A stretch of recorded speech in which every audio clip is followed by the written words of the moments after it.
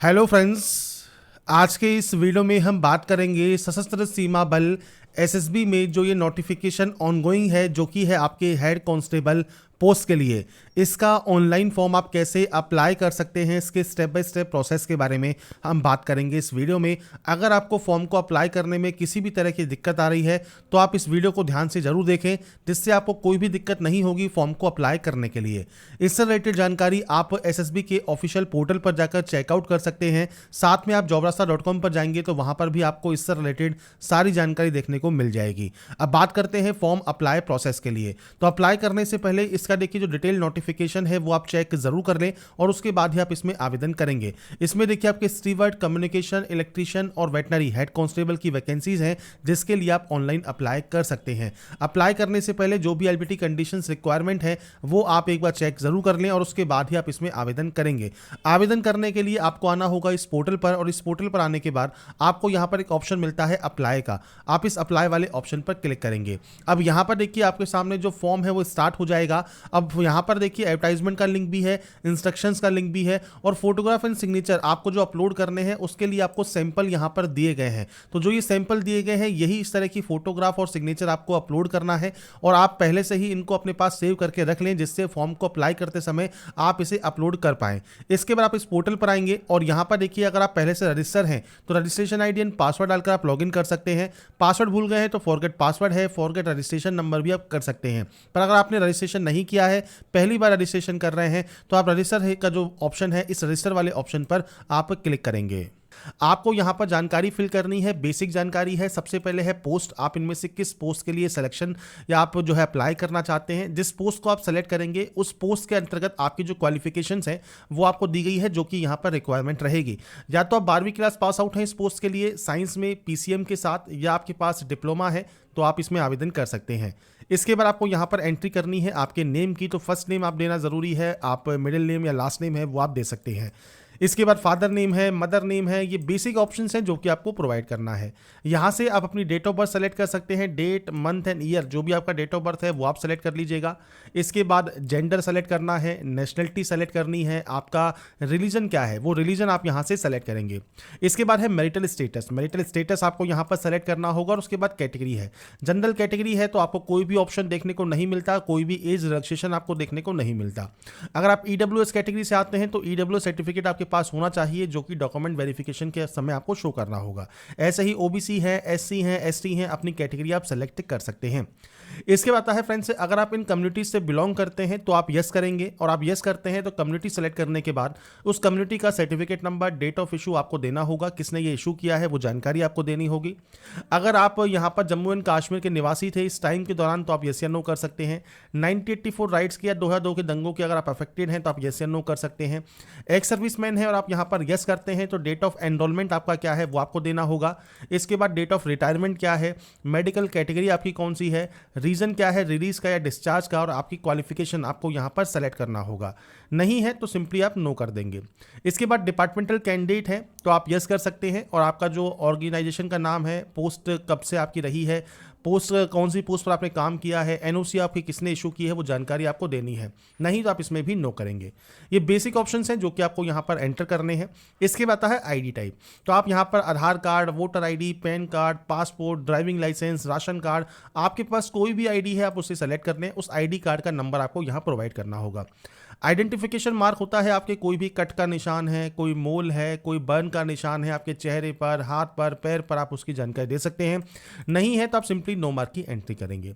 इसके बाद आपका active and valid mobile number और आपकी मेल एड्रेस आपको यहाँ पर प्रोवाइड करना है। इसके बाद फ्रेंड्स नेक्स्ट ऑप्शन आता है क्वालिफिकेशन का। अब जो भी पोस्ट आप यहां पर फिल कर रहे हैं उसकी क्वालिफिकेशन में सबसे पहले मैट्रिकुलेशन है, जो कि देना मैंडेटरी रहता ही है।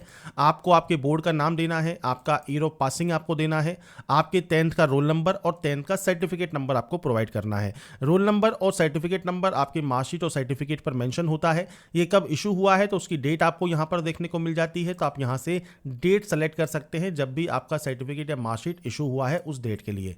इसके बाद फ्रेंड्स आपकी आपकी सब्जेक्ट्स आपको यहाँ पर मेंशन करनी होगी। 10th के लिए आपने कौन कौन सी सब्जेक्ट्स यहाँ पर पढ़ी हुई हैं।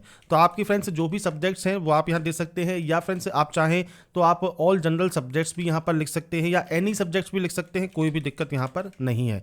तो आपको यहाँ पर फ्रेंड्स आपको जो आपकी सब्जेक्ट्स हैं उनकी यहाँ पर एंट्री करनी है, और यहाँ पर आपकी जितनी भी सब्जेक्ट्स हैं वो एंट्री करने के बाद आपको यहाँ पर आपका परसेंटेज बताना होगा। इसके बाद है 10+2।